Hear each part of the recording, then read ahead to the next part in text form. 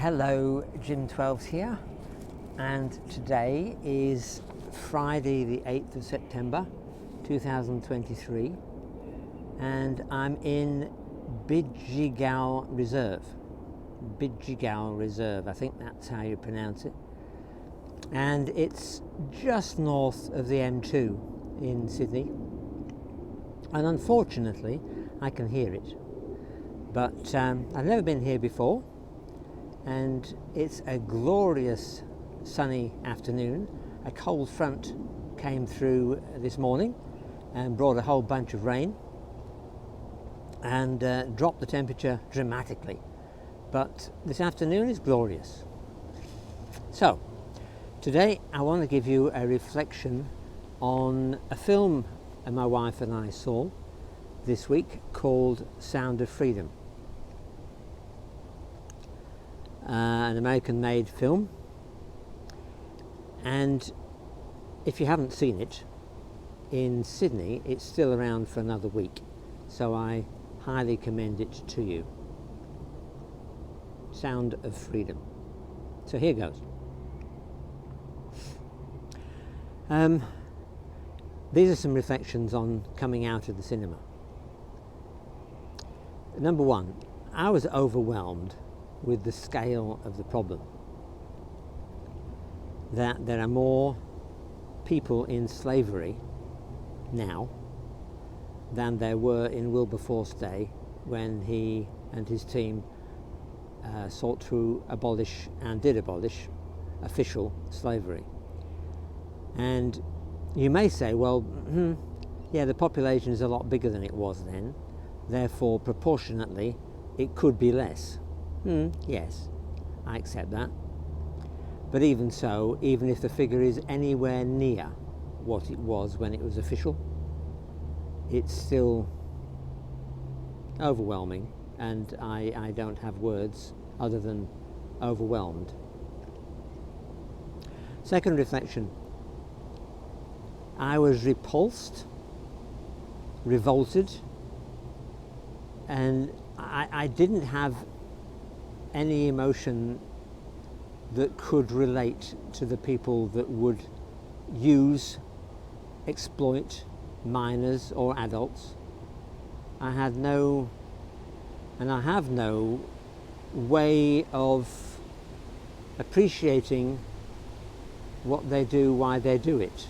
So it's almost as if they're operating in a different language to me, and I cannot relate to it other than the fact that I feel physically sick. Yes, it's just I am bewildered, bemused and revolted, almost physically sick at the thought of what they might do, particularly to minors, but also to adults who you might argue are choosing to be involved in such a lifestyle, but I would argue no, they're not. Number three. Now, in the movie, Tim Ballard is obviously portrayed as a huge hero, and that's inspiring.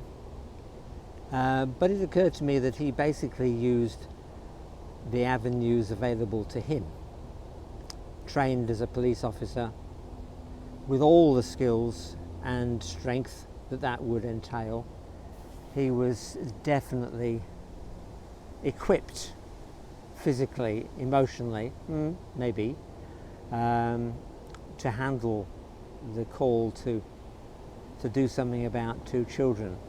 But then there is a story that he basically bases his whole mission on simply two children, a boy and a girl,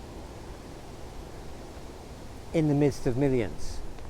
And maybe that's what we have to do. We have to focus on the one and not get completely paralyzed by the millions. And number four, it struck me that Tim had the backing of his whole family, and he had many children, has many children, and above all, I marvel at the fact that his wife was so behind him, so able to be self-sacrificial as well as he was, except she was home bringing up the kids. Number 5. The film was shot 2017 apparently, but didn't reach the box office until 2023. What does that say?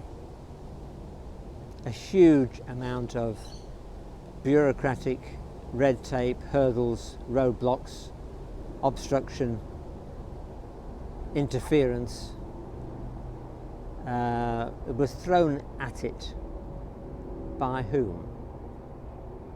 By society, you can say, but by those with vested interest who don't want their lifestyle exposed.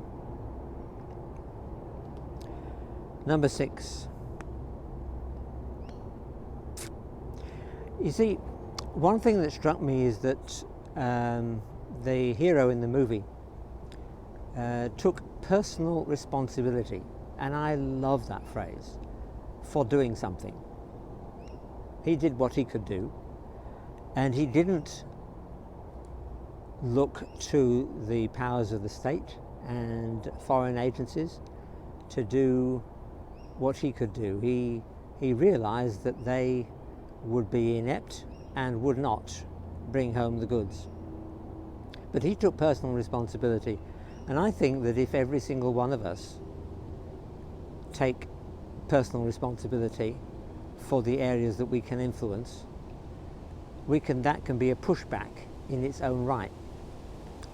I don't expect the state to do anything about this, because I do believe the state are complicit and are culpable.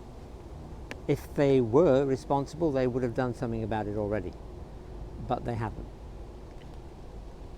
Finally, how did Wilberforce and his team win in the days of the official slave trade?